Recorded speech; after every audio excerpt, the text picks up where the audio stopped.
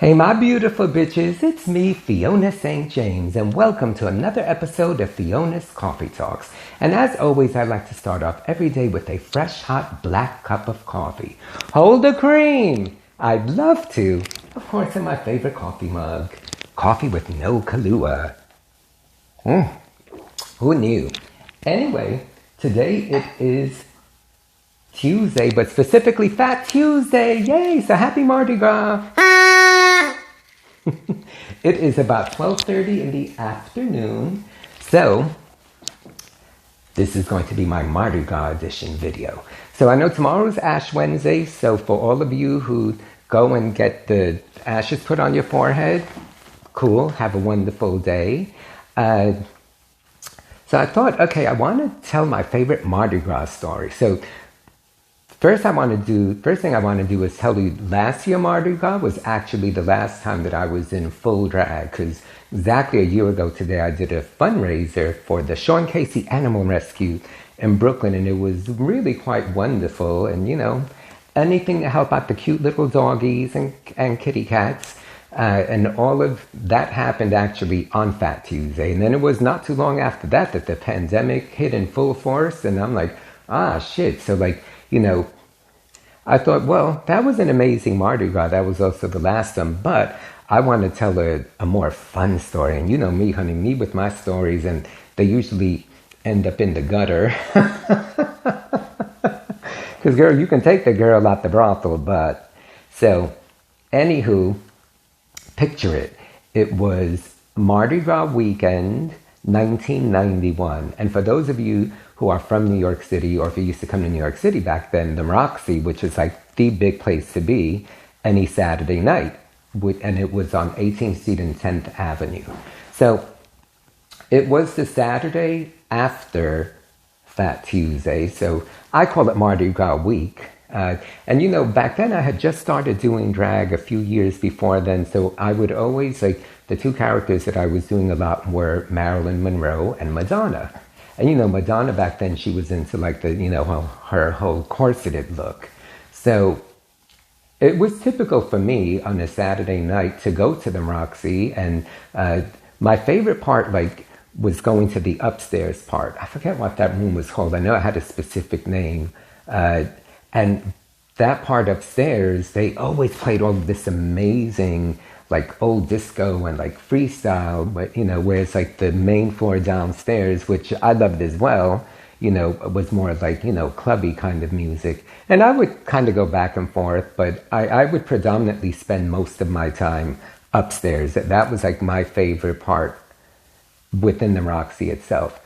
So here I am dressed as Marilyn, and I remember I was wearing like fishnets, you know, my 4-inch stilettos. I was wearing, of course, my Madonna / Marilyn wig, and I was wearing bra panties. And what I used to do back then was, instead of actually wearing a corset, I would take duct tape, literally like black duct tape, and like wrap it around my body and suddenly make it a corset.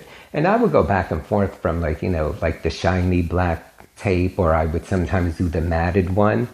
Actually, I think the matted one looked even better. Anyway, I digress, but that was like pretty much my outfit, you know, fully made up, but like, you know, bra, panties, duct tape, heels, wig, jewelry.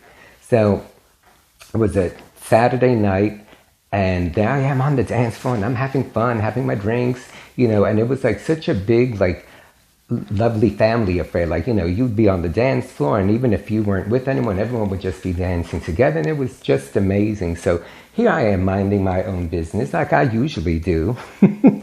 And then before I know it, like, I feel someone like pressing up against me, dancing with me. And you know, everyone would do that to one another, so you know, it wasn't like you would like freak out or anything. But so I feel these hands all over me, and I turn around and I'm like, oh my God. Like, to date, I would say he was probably one of the hottest men that I'd ever laid eyes on. I mean, I still have a very, very clear picture of what this man looked like. His name was John, just to give you a visual feel. But, you know, when I think about it, most of the men that I know or I've been with have either been named John, or they've been Johns, or John seems to be something that comes up in my life a lot. So his name was John, and funny part is he didn't live in New York. He was visiting from New Orleans, and even though like Mardi Gras had happened that Tuesday and it was the weekend after, he wanted to come to New York to continue celebrating. So this man was fine as shit, big built, probably like 6 feet, 200 pounds, muscular, the most beautiful face I've ever seen. Body to die for. And, he had his shirt off. So of course I was like, whoa, and you got to understand 1991, that was like going on 30 years ago. I was like 26. And when I was 26, honey, I looked like spring chicken, not the fried chicken that I can sometimes look like now. But, he obviously liked what he saw. And it didn't take very long before we, I think we like pretty much started kissing on the spot. But I was like, watch my lipstick.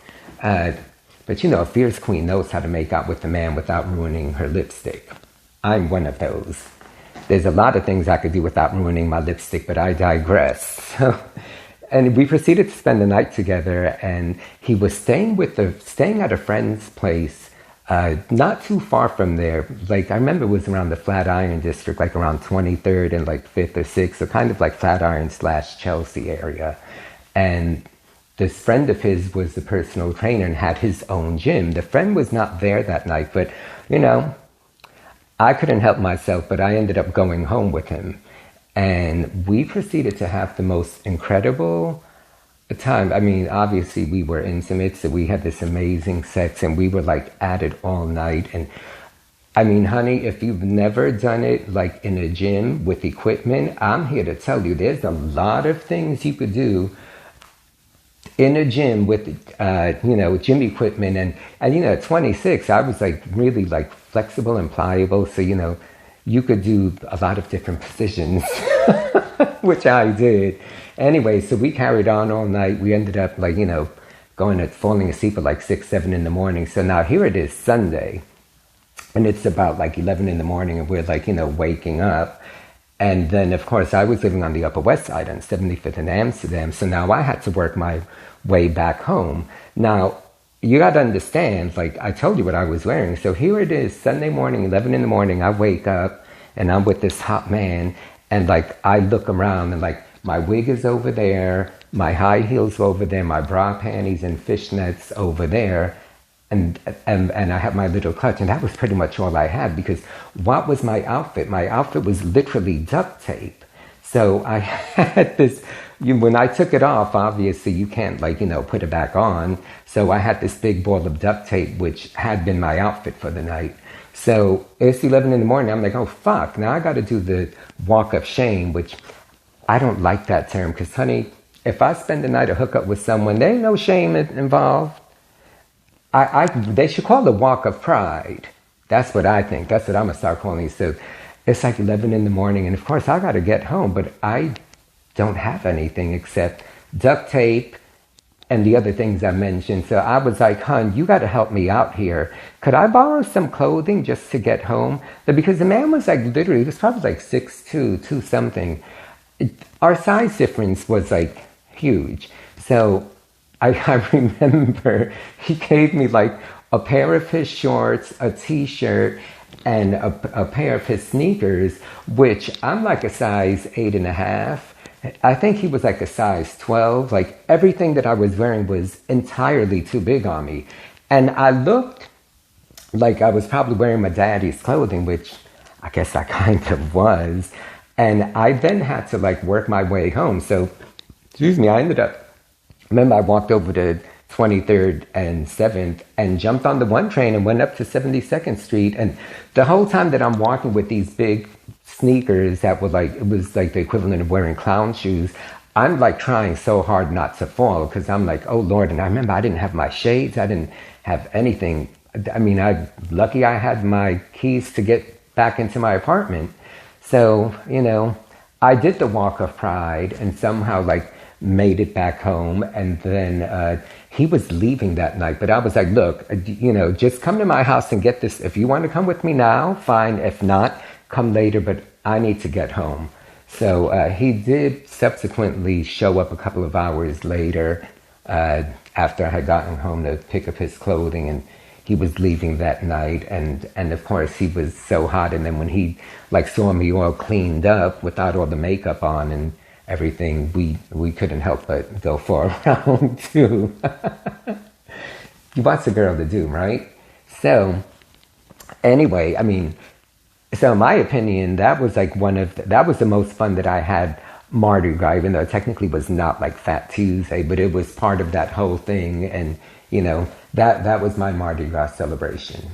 So I wanted to tell that story. So if you ever do find yourself in a situation where suddenly all you got is panties, bra, and a roll of duct tape, good luck to you. I figured it out, thank God, but it was kind of comical. So, all right, guys, that's my story. I'm sticking to it. So remember, have a great Mardi Gras.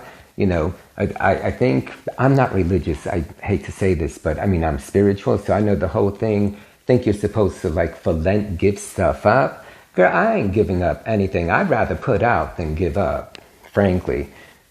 That's a whole other situation, too. And then I know that they say, like, certain people take it to the degree where, like, you're not supposed to eat meat on Friday. Well, honey, Friday night is my favorite time to eat meat. You know what I'm saying? So, anywho, that's my story. I'm sticking to it. If you like what you heard, by all means, give me a thumbs up. If you haven't subscribed, please subscribe. Set your notifications to all. Have an amazing Mardi Gras. I'm going to get this ready to blow again. And as always, I love that you guys are here with me. And thanks for indulging and listening. So until the next time, happy Mardi Gras. Bye.